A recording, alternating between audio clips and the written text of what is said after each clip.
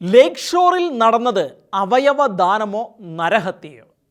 കേരളത്തിലെ multi speciality ആശുപത്രികൾ കേന്ദ്രമാക്കി നടക്കുന്ന മനുഷ്യ അവയവ കച്ചവട മാഫിയയുടെ അങ്ങേയറ്റം ഭീകരമായ നടപടികൾ 13 വർഷങ്ങൾക്ക് മുൻപ് കൊച്ചി ലേക്ക് ഷോർ ആശുപത്രിയിൽ നടന്ന ഒരു മസ്തിഷ്ക മരണവുമായി ബന്ധപ്പെട്ട് ഇപ്പോൾ വാർത്തകളിൽ നിറയുമ്പോൾ കേരളം ഞെട്ടലോടെ കേൾക്കുന്നത് ഈ സംഭവത്തെ നിയമത്തിൻ്റെ മുൻപിലെത്തിച്ച സദാനന്ദ ഗണപതി എന്ന ധീരനായ ഡോക്ടറുടെ വാക്കുകളാണ്.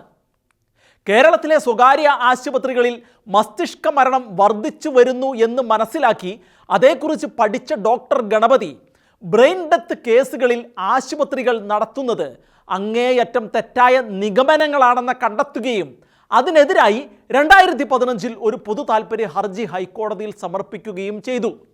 അത്യന്തം ഗുരുതര അവസ്ഥയിൽ ആശുപത്രിയിൽ എത്തിക്കുന്ന രോഗികളെ ഒന്ന് തിരിഞ്ഞു നോക്കുക പോലും ചെയ്യാതെ ഭാരിച്ച മെഡിക്കൽ ടെസ്റ്റുകൾക്ക് എഴുതുകയാണ് പതിവ്.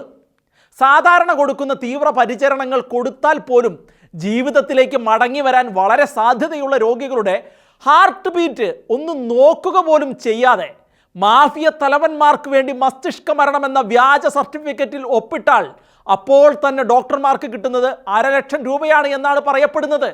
ഈ കൊടും ക്രൂരകൃത്യത്തിന് കൂട്ടുനിൽക്കുന്നത് സർക്കാരും മെഡിക്കൽ ഓഫീസേഴ്സിൻ്റെ സംഘടനകളുമാണെന്ന് ഊന്നിപ്പറയുന്ന ഡോക്ടർ ഗണപതി അവയവ കച്ചവടത്തിനെതിരെ ഒറ്റയാനായി ഇപ്പോഴും പോരാടുകയാണ്.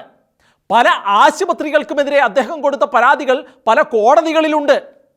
കൊച്ചി ലേക്ക് ഷോർ ഹോസ്പിറ്റലിൽ നടന്ന എബിൻ്റെ മസ്തിഷ്ക മരണത്തെക്കുറിച്ചും ഡോക്ടർ ഗണപതി അന്വേഷിക്കുകയും ആ കേസിൽ വഴിവിട്ട് ഒന്നും നടന്നിട്ടില്ലെന്ന് കാട്ടിക്കൊണ്ട് ജില്ലാ മെഡിക്കൽ ഓഫീസർ പുറത്തിറക്കിയ ക്ലീൻ ഷീറ്റ് ശ്രദ്ധയിൽപ്പെടുകയും ചെയ്തതാണ്.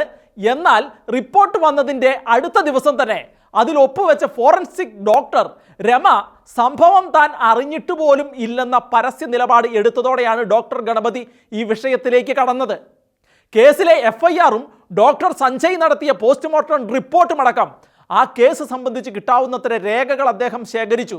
അങ്ങനെ നടത്തിയ നിയമ പോരാട്ടത്തിൻ്റെ ഒടുവിലാണ് 13 വർഷങ്ങൾക്ക് പുറകിൽ നടന്ന എബിൻ്റെ മരണം അവയവ കച്ചവടത്തിനായി ആശുപത്രി അധികൃതർ മനഃപൂർവ്വം നടത്തിയ അലംഭാവം മൂലമാണെന്ന് കാട്ടി പരാതിയിൽ പ്രതികൾക്ക് സമൻസ് അയക്കുവാൻ 2023 June 14 Ernakulam judicial first class magistrate Eldhose Mathews ഉത്തരവിട്ടത്.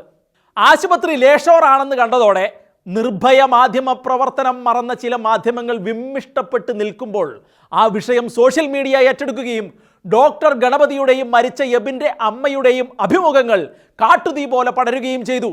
അവരുടെ ആരോപണങ്ങൾ അടിസ്ഥാനരഹിതമാണെന്നൊക്കെ ആശുപത്രി അധികൃതർ പറഞ്ഞെങ്കിലും കേസുമായി ബന്ധപ്പെട്ട് കേരളത്തിലെ പ്രസിദ്ധരായ 8 ഡോക്ടർമാരും ലേക്ക് ഷോർ ആശുപത്രിയും ഇപ്പോൾ പ്രതിപ്പട്ടികയിലാണ്.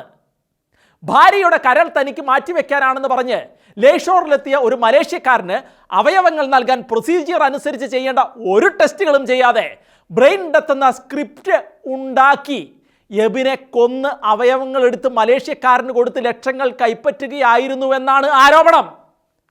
ഈ കേസ് കൈകാര്യം ചെയ്ത ഡോക്ടർമാരും 3 രീതിയിൽ സർട്ടിഫൈ ചെയ്തെന്ന കടുത്ത വിരോധാഭാസം മുഴച്ചു നിൽക്കുമ്പോഴും മസ്തിഷ്ക മരണമെന്ന ദുരൂഹതയിൽ തേഞ്ഞുമാഞ്ഞു പോകാമായിരുന്ന കേസ് ഡോക്ടർ ഗണപതിയുടെ അശ്രാന്ത പരിശ്രമത്തിൻ്റെ ഫലമായാണ് നിയമത്തിൻ്റെ മുന്നിലെത്തിയത്.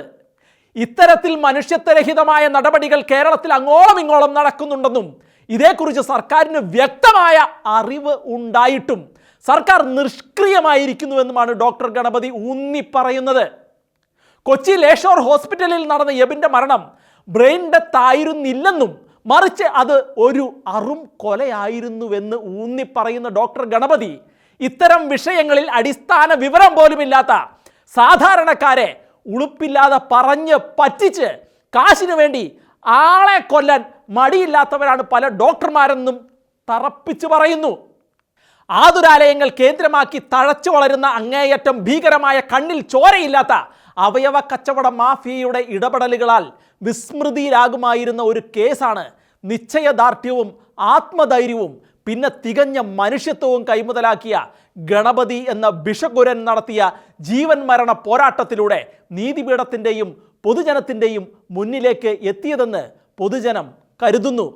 ജീവിതത്തിന് ഒരു കർത്തവ്യമുണ്ട്, അത് നിറവേറ്റിയേ പറ്റൂ. അതുകൊണ്ട് താൻ ഒന്നിനെയും ഭയക്കുന്നില്ല എന്ന് ഉറക്കെ പറഞ്ഞുകൊണ്ട് അതുല്യമായ ധാർമ്മിക ബോധത്തോടെ മുന്നേറുന്ന ഈ ഡോക്ടറെ മാതൃകയാക്കേണ്ടത് തന്നെയാണ്.